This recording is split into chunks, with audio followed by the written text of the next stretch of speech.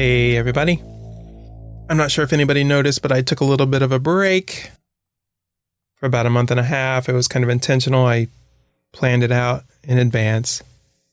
And I took it for a multitude of reasons. I was really kind of burnt out. The subject matters that I was getting into were becoming ever more increasingly complex. As I wrote the scripts for these episodes earlier in this year, my brain started to hurt. So I looked it up, and it's a real thing. If you think too hard, you can actually get a headache from it. Because I don't know, so I don't have it in front of me, but apparently some of the chemicals in your brain rush to a certain part of your head, which can cause you to have a headache. I listened to this podcast with, it was the Lex Fridman podcast, and he had a guest named Bill Hair. I don't even remember how you pronounce his name. Hair. And he tackled some really interesting subject matter, some really controversial subject matters. Basically intelligence and the disparity between those who have it and those who do not. And I am somebody who does not have it. In my previous podcast, which was a locally themed podcast in the city that I used to live in, I co-hosted that show with a very intelligent guy who I was very impressed with. He was an amazing speaker. He was a lot younger than me, so I think I had experience on my side. But from a speaking perspective, he just blew me out of the water. There's no way I could keep up. And that made me think a lot about intelligence and do I have it? Do I not? I don't know. I mean, I had a job once where I worked with geniuses, and there were times when I was around them where I thought, oh man, am I mentally challenged? But that was early in my adult life, and I was exposed to a lot of super high intelligence in those days. And since then, I've been exposed to the internet. And now I realize how freaking stupid everybody is. And it makes me feel more intelligent. And it seems like the people who are the dumbest speak the loudest on the internet. Which actually makes me feel way better about myself. The internet has changed me from feeling like I was retarded in the 2000s. Before social media became what it is now. Somehow making me feel intellectually superior to all the idiots that talk the loudest. I feel like in the 2020s, people are scared to be intelligent. They don't speak up if they are. I feel like people are more tied to political narratives than they are intellectual sincerity. I don't get it. When I was young, I was liberal. And there's a saying, if you are not a liberal when you are young, you have no heart. And if you are not a conservative when you're old, you have no brain. And this pretty much describes me. I don't know if I want to call myself conservative. I don't want to tie myself to an ideology. But I was far more liberal when I was young than I am now. To be idealistic without thinking about the consequences of putting idealism into policy, into actual policy, is antithetical to actual progress. I think about the shortcomings of society a lot.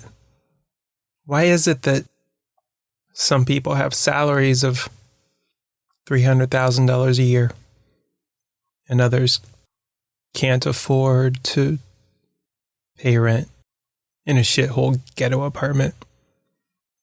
And I've spent a lot of time visiting shithole ghetto apartments in my life. More than you might imagine. We're perfectly willing to accept disparity in athletics. I mean, when I was a kid, I thought I was going to be an NBA player, right? Even though I was horrible.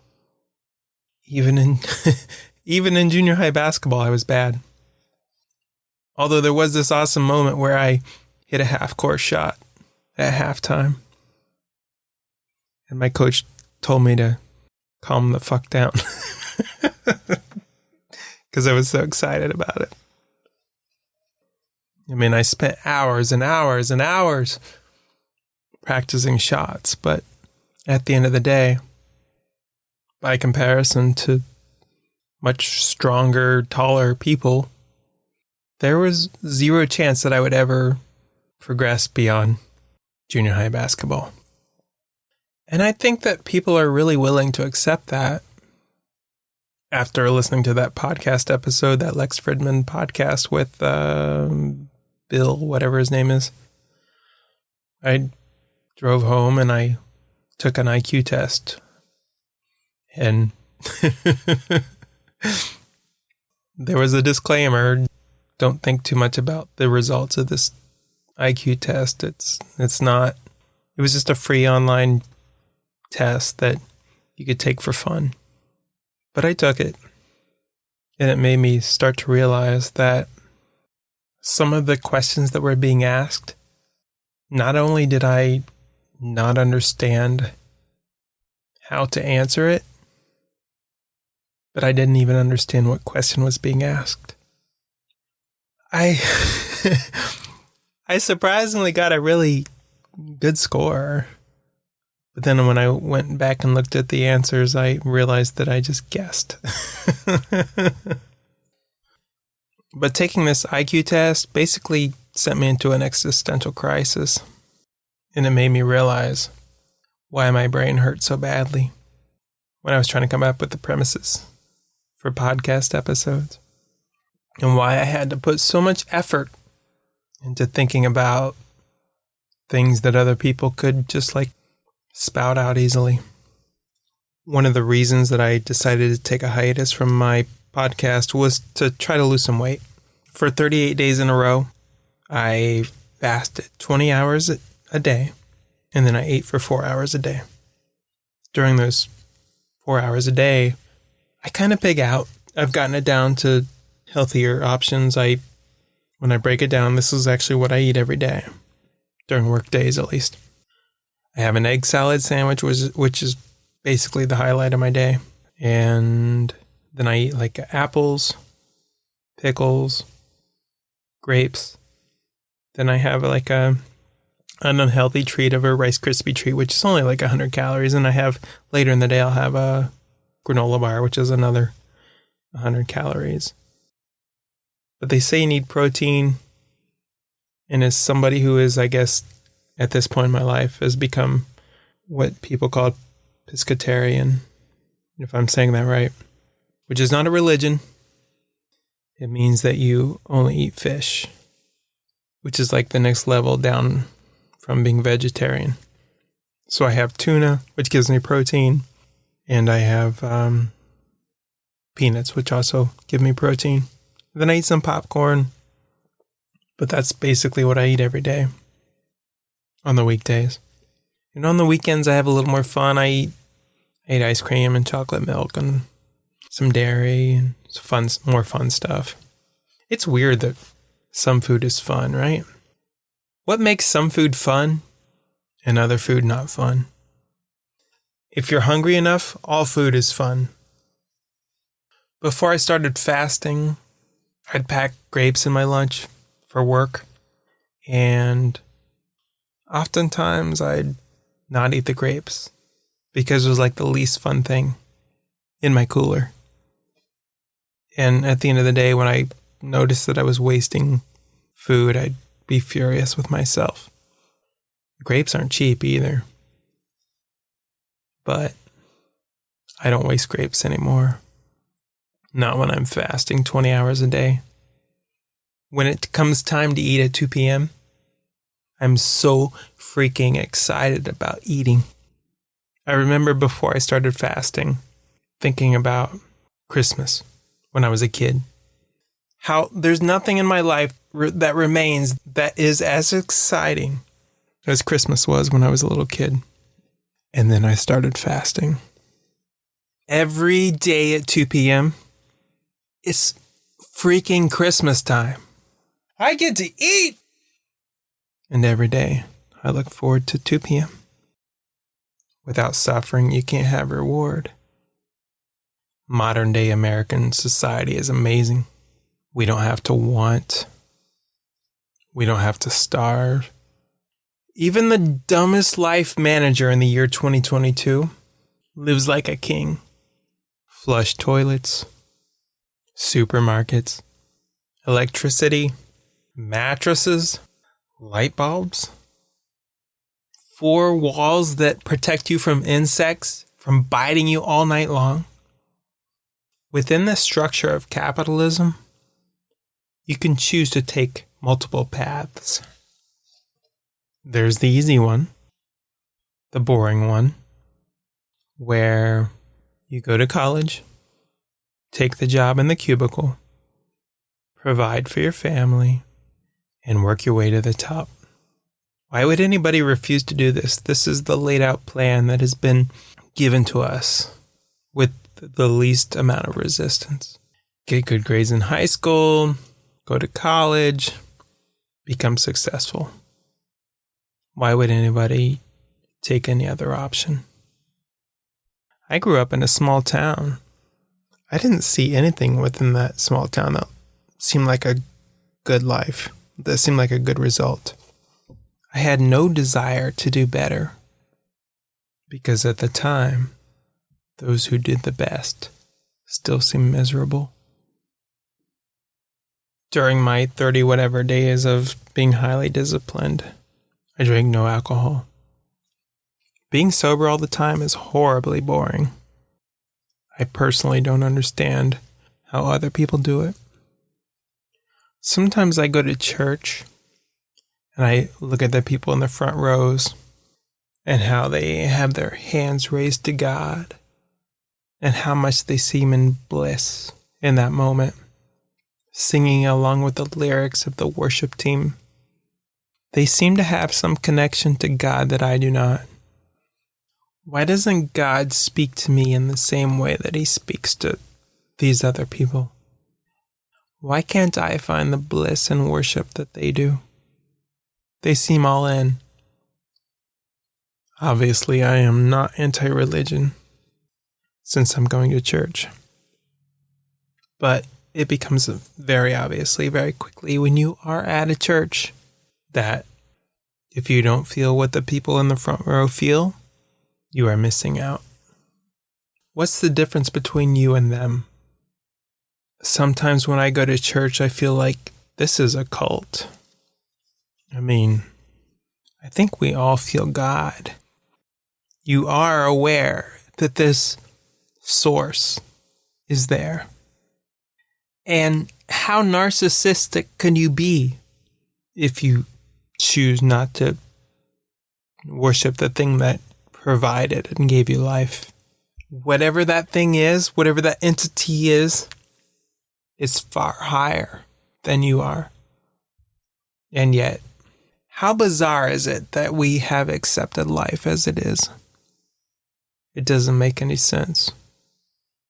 Does a soul exist?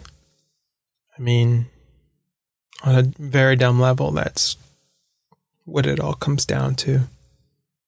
Do we go to heaven when we die?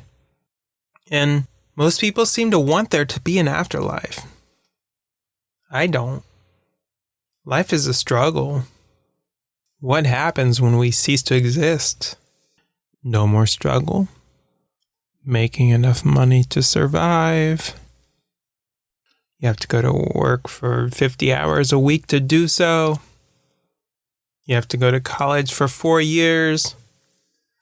And the harder you work during those 4 years, and the more miserable you are during those 4 years, the more money you will make afterwards.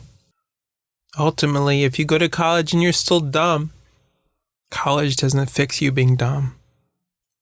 College doesn't make you more driven. People who are driven to work 16 hours a day make more money than those who can't wait to get out of work after 7. And I'm one of those people who can't wait to get out. I make money so that I can pay my rent. I have no desire whatsoever to make your corporation more successful. In my off time, here in the new city that I live in, I started trying buggy boarding. I'm not very good at it. They say maybe you need flippers to do better, but yeah, I don't think so. It doesn't matter how hard I flip my feet, the current's going to take me out to sea. Like for the first few months that I lived here in Florida, I didn't really go out into the ocean. But one day I just randomly decided to go out, and I realized how much fun it was to be blasted by waves. And I remembered when I was a kid, I grew up in rural Ohio, and there was ridiculously pathetic waves there at the lake that I would go to, and if a boat drove by, it would create waves, and I would be like, oh, this is so cool. And I remember as a kid thinking, oh, one day I'm going to live by the ocean, and I'm going to really enjoy actual waves. And then I'd lived here for 6 months before I actually realized that, oh, this is fulfilling my childhood dream. I live by the ocean, and it's so much fun to play in the waves. I love it. I remember thinking when I was a kid, I'm going to buy as many crayons as possible, because my mom would be like, nope, you can't have more crayons. You wasted those too quickly. And as an adult, I would when I first got my first paycheck, it was just yeah, I'm going to get more crayons. We forget about our childhood dreams. We forget that we once had higher standards, and sometimes those higher standards were dumb. Who cares about crayons? But creativity was the source of that desire. As you grow old, creativity dies, and being submissive to society grows stronger every day. Imagine if we had the money as adults to do the things that we desired as kids. But we don't usually do that. But we should. We should. I'm going to go play in the ocean. See you guys later. Thanks for listening to the show. The Great Big Intergalactic can be heard on Spreaker, Spotify, YouTube, Google Play, Apple iTunes, and anywhere else that podcasts can be heard. If social media is your thing, you can follow the program on Facebook or Twitter. If you enjoy the show, upvote, share, like, and subscribe. Whenever and wherever those things can be done. If you'd like to send feedback, the easiest way to do that is to email the show at tgbiuniverse@gmail.com. TGBI as in the Great Big Intergalactic. Or you can leave a voicemail at 216-200-7940. Contributions could include written feedback, audio submissions, voicemails, or potentially even live guests. It was great having you today, and see you next time.